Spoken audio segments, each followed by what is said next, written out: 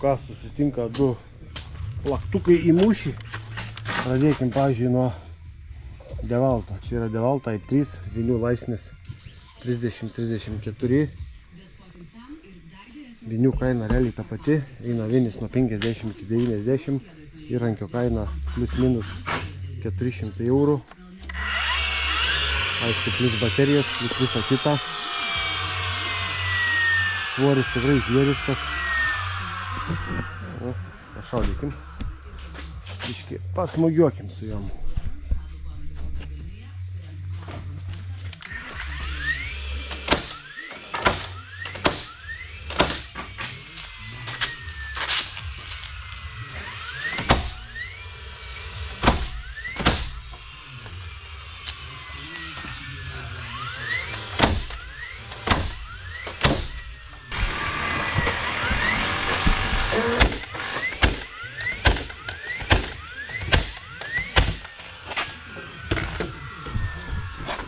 Tai va, žodžiu, šauna tikrai neblogai. Tik tai pagrindinis minusas tai svoris. Ir pavyzdžiui, jeigu galvojat pirkti pistoletą ir turėti vienintelį jį, tai kokiems smulkesniem darbam gal tikrai verta, nes jums nereikės turėti kompresoriaus, kaip pavyzdys, šlangų ir visa kita. Tai galbūt smulkesniem darbam jis ir tinka, mes jį labiau naudojam tai apdailai ir tokiem, va, kaip matot, vidaus darbam. O dabar apie šlangą. Ten vadaužu su šlangytė.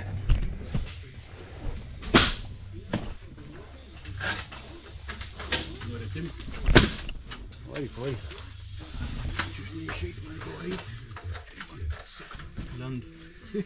Nu da, einam. Ateik biškis šlangą.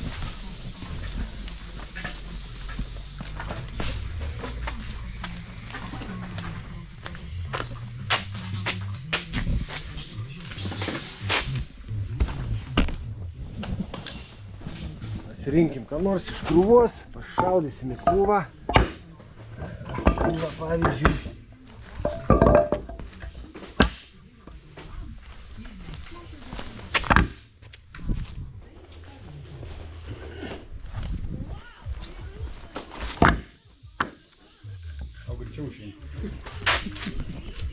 Nu davai, pademonstruojam. Kebaso. Vinių laipsnis 17, kaina ta pati. Pliusas, kad vinis eina ant plasmasės, tai nebaisu palikti, pavyzdžiui, ant stogo neuždarius vinių, tas popierius neištišta. Šitam pistoletui tai jau popierius ištiš, vinis nesiklauk, pradeda kištis dėtuvė. Tai va taip galim pabandyti su tuo.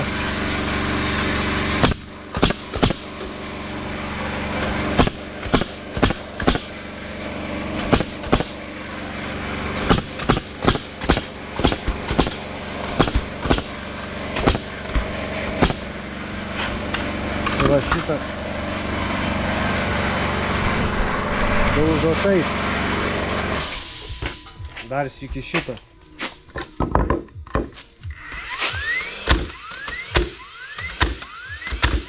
Tai ką, stovim laukiam. Matot, nespėjo, tai kas liečia grebestavimą, pavyzdžiui, arba konstruktyvo rinkimą, tai šitas tikrai yra daug lėtesnis. Sakau, jis apdailai tinka. Vinių magazinas tikrai irgi nėra didelis, dedasi tik viena apkaba realiai. Tai su juo niekur greit nedubėgsi, sakant, smulkiem darbam. Ir va tai va, žiopsat pabiškį ir vinių nedakalimas. Tai dar sykį grėbiam šitą. Užstatyti dar ant to galiu užstatyti? Galiu užstatyti ant automatinę. Nes anas yra užstatytas ant automatinio kalimo dabar. Ja, man nesimenu, kad aš stačiau, žinot, nes nebemoku. Tiesą pasakius. Kaip iš jų užsistato. Ai. Šapačiau, dabar pasuk. Su pirštais. Nu dabar tai užtraškinsim, parodysim. Nuspaudęs. Palaikyk. kamerą laikyk, aš tai pistoletą patikėk, užlaikysiu.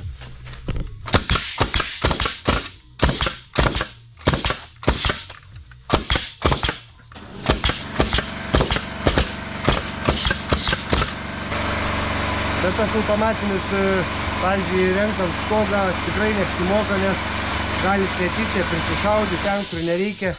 Vis tiek geriau konkrečiau pridėjai, paspaudė, iššovė. Tada viskas aišku, čia tie visi kiti daugiau tik tais marketinginiai, man atrodo, reikalai.